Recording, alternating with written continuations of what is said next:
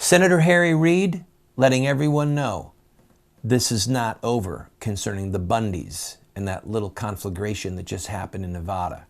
And Chris Matthews, he's on the warpath against all things independent, Second Amendment, militia, right wing. It's vintage Chris Matthews. We're going to look at it today on The Voice of Resistance. Standing for truth in the four corners of America. Fighting for justice on the frontiers of the culture wars.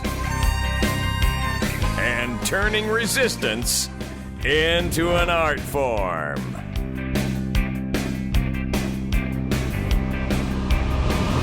Randall Terry. The incident in Nevada actually grows larger now that the federal agents have departed without a shot being fired, and it was really close to violence, people. In today's program, we're going to show you a lot of clips from various news sources, people that are lionizing the Bundy family, people that are demonizing the Bundy family. But before we go there, I want to make a couple comments. As Christians, we are very concerned about what our government looks like, who our leaders are. Is justice being pursued? Or is tyranny being brought to the people with the force of government? It is clear, not only arguable, but clear, that there is an enormous amount of tyranny that exists today. In some ways, it's far worse than what the colonists endured before they joined in the Declaration of Independence and the Revolutionary War to topple the government of King George III at that time. For those of you who enjoy reading the scriptures, I encourage you to read from 1 Samuel chapter 11, chapter 12, which deals with the change of government from King Saul to King David. There's a passage in the scriptures that many of us are familiar with, and I quote it to you now. From Issachar, men who understood the times and knew what Israel should do. What most of us don't know is that that passage is found in this context, and I read it to you. These are the numbers of the men armed for battle who came to David at Hebron to turn Saul's kingdom over to him, as the Lord had said. From Judah, carrying shield and spear, 6,800 armed men for battle. From Simeon, warriors ready for battle, 7,100, etc. And then it says, from Issachar, men who understood the times and knew what Israel should do. All these were fighting men who volunteered to serve in the ranks. They came to Hebron fully determined to make David king over all Israel. All of the rest of the Israelites were also of one mind to make David king. So if we want to be men of Issachar, familiar with the times, who know what Israel, what we should do, what the righteous should do, we need to know that it involves government. Sometimes it involves transition of government, change of government. And clearly from this text, it involved what was a short-lived civil war between the house of Saul and the house of David. There are many people in this country, how many I don't know, but there are many people who are itching for a fight. I am not one of them. I would love to see the righteous in government without a shot being fired. I would love to see righteousness in the judiciary, in education, again, using the ballot box, using the war without a gun, okay? Politics is war by another means. But there are people who don't think that we can do that. I don't share their belief, but they have some good arguments. We, as Christians, need to be like the men of Issachar who see the times, who know the times, who are focused on what's going on, trying to see the world through a Judeo-Christian grid of right and wrong. And in the clips that we're going to look at today, you'll see that there are people who are violently opposed to that. All right. The story is getting bigger because of Senate Majority Leader Harry Reid. He just couldn't keep his mouth shut, and here's what he had to say. Well, it's not over. We can't have in America people that violate the law and just walk away from it. So it's not over. Well, if you've been watching this program, I've said that. I said, this is not going to go away. The federal government is not going to tuck its tail and run. This is the first time that I know of in my lifetime where federal agents were literally driven off the scene. Thank God for Sean Hannity, Fox News, because now they're covering it in earnest. And Sean had the family on. This is Sean's question, and this is what they said. What is your response to Harry Reid? I don't have a response for Harry Reid, but I have a response for every sheriff across the United States. Every county sheriff across the United States. Disarm the federal bureaucrats. Take the federal United States bureaucrats' guns away. That's my message today.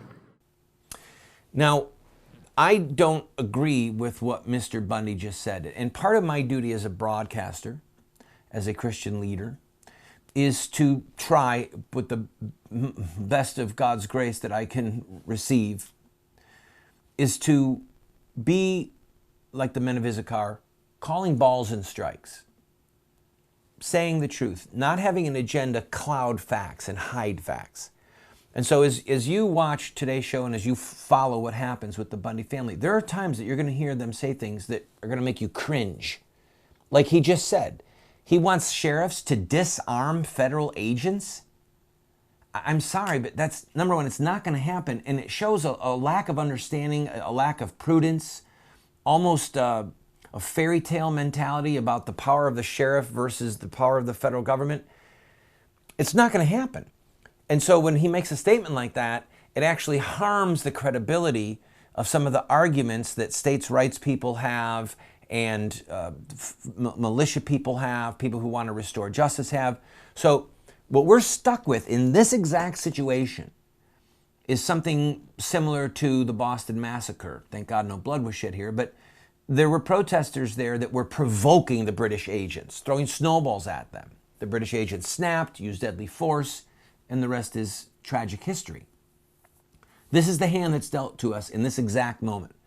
But we have to remember that when we hear the Bundy family say something that just makes us cringe, this is not only about them.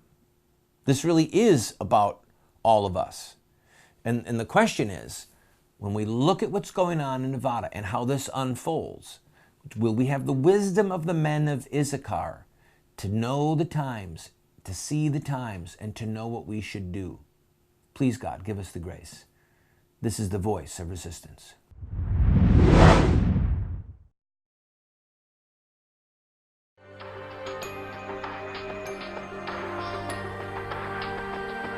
You have two choices. I mean, you can try to raise your children by design, or you will raise them by default. There are no perfect parents. We're going to get it wrong sometimes. If we have a plan, we've got a better chance of getting it right in the long run. There is something deep within the heart of every human being that longs for parental acceptance and approval. When does a boy become a man? Get a group of guys around and ask them that question.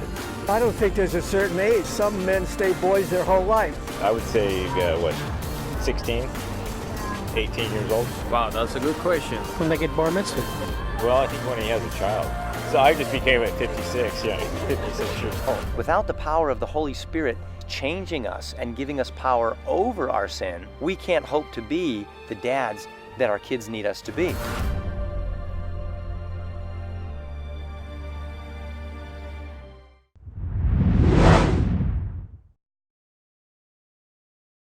There's an old saying, he who frames the question wins the debate. And it's true. So you're going to have people, you have people that are framing this as a states' rights issue of government overreach. You're going to have people framing the argument that this was a man who was breaking the law, that other cattle ranchers are paying the fees. Why isn't he doing it? Chris Matthews, who many of you know does a show called Hardball, affiliated with MSNBC, he is a maniac left-winger, and he and I have a very long and conflicted history between us. He has been covering this in earnest, just railing against the right wing, the religious right, the militia. And he frames this first using Mike Huckabee. Let's use the Huckabee clip. As their own. They see it as an example of government overreach, as they say. They've turned Bundy into a folk hero of the far right. Here's Mike Huckabee. There is something incredibly wrong when a government believes that some blades of grass that a cow is eating is so an egregious affront to the government of the United States that we would literally put a gun in a citizen's face and threaten to shoot him over it. So here we see him teeing up on Mike Huckabee, but then going to the real point of his contention. John, this thing smacks of stunt, of stagecraft. Why doesn't this guy pay what he owes the government if he's going to raise his cattle on government land? He knew what he was doing. He was taking advantage of something other people have to pay for. He was getting it free, and somehow he now marks himself as a hero. Yeah, he's not a hero, Chris, and he's not a victim. He's no, symbol of states' rights, as Mike Huckabee and others have seized on. This guy is essentially a welfare cowboy who's been grazing on those lands for free for 20 years, fighting the federal government. He's lost in court, and suddenly the BLM, unfortunately, came in such a heavy-handed way. There were some incidents, and then these militia guys come in, and suddenly he's a hero. Now the guy is ratcheting up his rhetoric, Chris, and saying he doesn't recognize the existence of the United States government, and they're going to take back this is so this Waco. land. This is so Waco, John, isn't it? It's what you do is you go completely outside the law for years and years and years. You drive local authorities crazy. They bring in the federal authorities because you just will not obey the law, and then you declare yourself a hero when they finally take action against you. All right, now let's analyze some of what these guys are saying. It is true that Mr. Bundy refused to pay his fees. Bundy's argument is that the federal government should not be gathering these fees, and he defied them. You can argue both sides, all right? And again, I want to say to you that sometimes situations emerge in which the heroes are not pristine, where the arguments are not perfectly clear, and where other arguments come in. But when Chris Matthews said, this is so Waco, this is so Waco, I want to ask Mr. Matthews, what did you want, Chris? For the government to open fire? Is that what you wanted? Do you think that the Bundys wanted to be killed? I mean, by comparing Mr. Bundy to David Koresh is absurd. And the people who risked life and liberty to come from many states all around the country to stand with the Bundys are not cut from the same cloth as the people in Waco. This is a grotesque bait and switch, which I predicted would happen. That's one of the reasons in some of the prior episodes we covered what happened in Waco and what happened in Ruby Ridge. If you missed those episodes, go to our website, voiceofresistance.com, and watch them so that you can get a history of what happened in those situations. When we come back from this break, I'm going to play a couple more clips from Chris Matthews. One of them is very troubling that came from one of the organizers there on the ground. Again, we've got to call this like we see this, all right? But mark my words, people. The FBI, the NSA, heaven knows what other law enforcement agencies are using the spying tools that we know are in full operation right now. And they are combing through the phone calls, the texts, the videos that were sent. And this is, as Harry Reid said, far from over.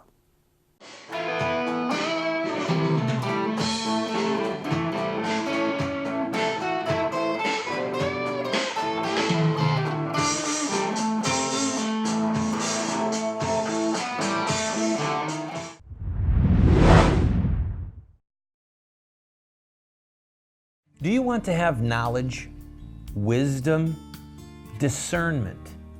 If so, you have to read good books on theology, history, books that look at the lives of great men and women.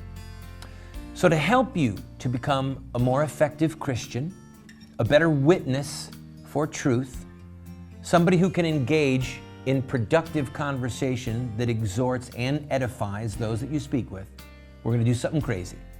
We're offering you these 7 books for a gift of any size. You just pay for the shipping and handling, and then give whatever gift that you can, and we will send them to you.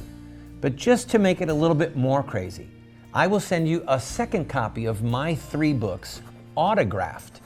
You can give them as a gift to your pastor or to a family member and help extend truth and justice in the world. This is While Supplies Last.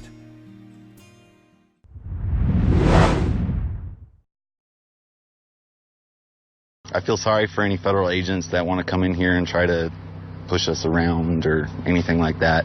I really don't want violence toward them, but if they're going to come bring violence to us, well, if that's the language they want to speak, we'll learn it.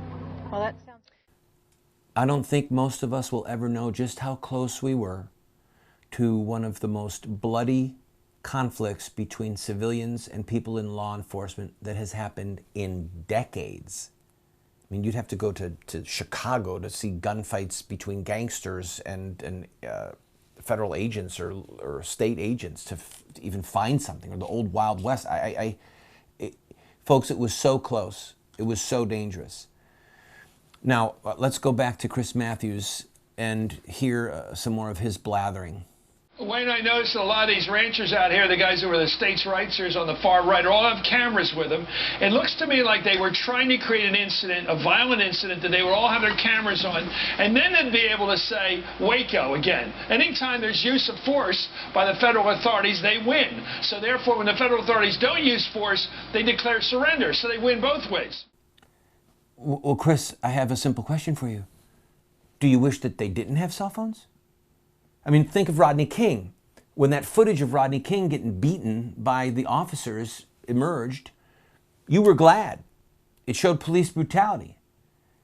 I thought that you enjoyed the First Amendment, Chris. I thought you were glad that people could use footage, get footage, use footage to defend themselves against wicked and evil deeds. And for him to say that they were trying to create violence is absurd. They were trying to get the BLM to leave.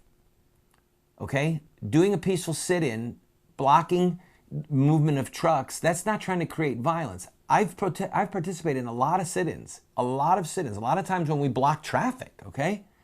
And the point is to achieve the goal of justice, not for people to create violence. Oh, help us. All right, let's go to the next clip. And this one, I'm going to let you know ahead of time, is very troubling, and I'm going to, again, speak to it directly. We were actually strategizing to put all the women up at the front. If they're going to start shooting, it's going to be women that are going to be televised all across the world getting shot by these rogue federal officers. All right, so former sheriff from Arizona, Graham County, Richard Mack, said that they were actually strategizing, putting women in the front so that if they got shot, this is what the world would see. It was very gutsy of them. I'm assuming, I pray God, that the women all knew that they were literally being put in the front as kind of a human shield. But the question I have is that the best strategy? It's easy for me to second guess, armchair quarterback, but I've led thousands of people in protests where thousands of people were getting arrested, all right? I have a history of this kind of thing. I take it very seriously, and I'm interested in it. There is great value in Gandhi-like or Martin Luther King-like, or Operation Rescue-like, peaceful civil disobedience where you do put yourself in harm's way, but everyone puts themselves in harm's way, okay? Did you feel it? Did you think, oh, this makes me think of another situation where they had the human shield, Saddam Hussein had the human shield to protect himself? Now, I know that these guys didn't say they were doing it to protect themselves. They were doing it so that if they did get shot, that's the image that would have been seen. Now, as a strategy, that would have had horrific implications, horrific backlash against the Obama administration, the federal government. The rage would have been palpable. But I'm just not sure if that was the best plan to put women in the front. I mean, I don't know. I think that if you know that violence is going to erupt and you're prepared to fire back, then just go ahead and put the men up front. Put the men up front. Let them take the first shots. Let them return fire. I don't want that, but Something about that, I wouldn't have said it that way. That's not good PR. And that clip, by the way, that clip is going to emerge to be used by the left wing and by the supporters of government tyranny. That clip is going to emerge, and it's going to be a problem for a long time to come. We'll be right back.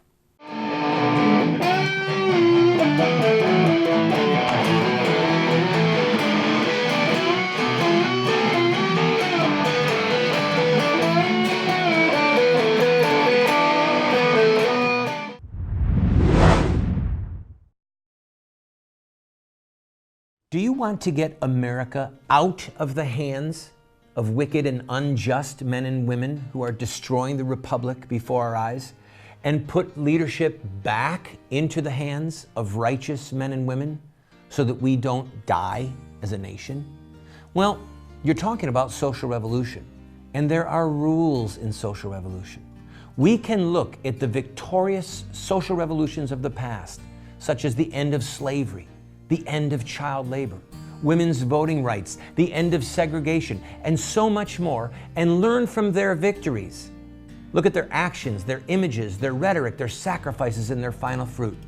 We will send you this series that originally cost $129, 7 books for students, 1 teacher's guide, if you'll give a gift of any size and just pay for shipping and handling. Take advantage of it today.